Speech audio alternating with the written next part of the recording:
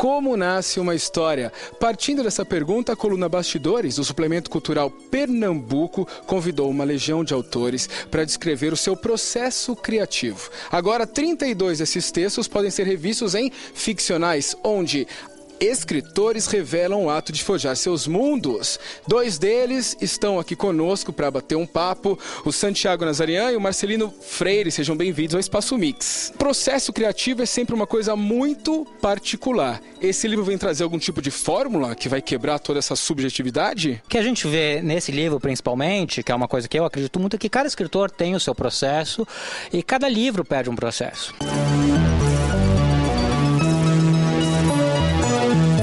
Você, Marcelino, quando você pensa numa história que você quer passar para um livro, você já tem começo e meio e fim na sua cabeça, já define antes personagens, ou tudo vai acontecendo de acordo com a primeira palavra que você escreve? Como que funciona no seu caso? Quando eu escrevo um conto, eu nunca tenho uma história para contar. Eu tenho algum som para costurar. Eu trabalho com sons, com aliterações, com palavra puxando palavra.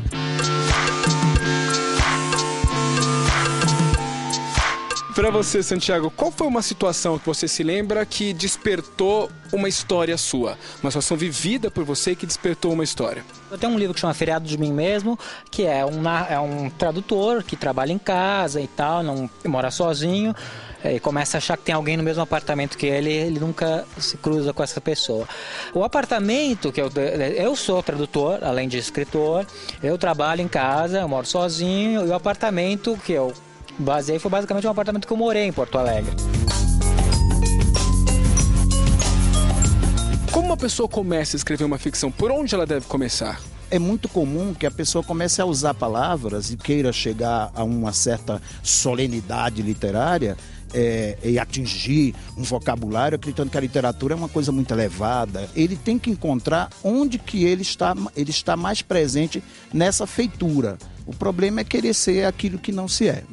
Ler ajuda a escrever? Uma pessoa que lê mais, ela tem mais capacidade ou tem mais potencial para ser um bom escritor? Você consegue fazer um bom livro, talvez 2 bons livros, sem ter lido muito. Mas, se você não se aprofunda na leitura e não conhece outros autores, você acaba ficando sem ferramentas para manobrar.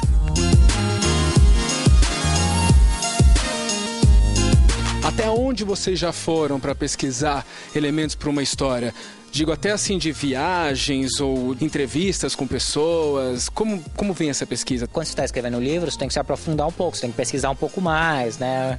Eu lembro até um questionário que eu mandei para um professor de biologia, especialista em jacarés, que eu fazia as perguntas mais absurdas, porque era um jacaré que falava e andava, então eu tentava chegar o mais próximo do que o que seria na vida real, mas obviamente não era. Eu fazia umas perguntas para ele que ele,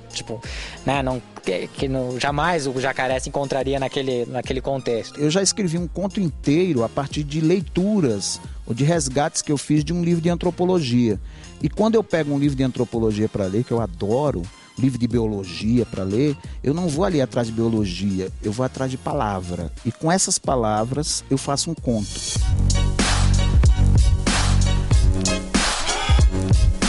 O que faz um livro de sucesso hoje em dia? É você estar satisfeito com o livro e não ter, ter orgulho daquilo que você fez. E isso é um livro de sucesso para mim.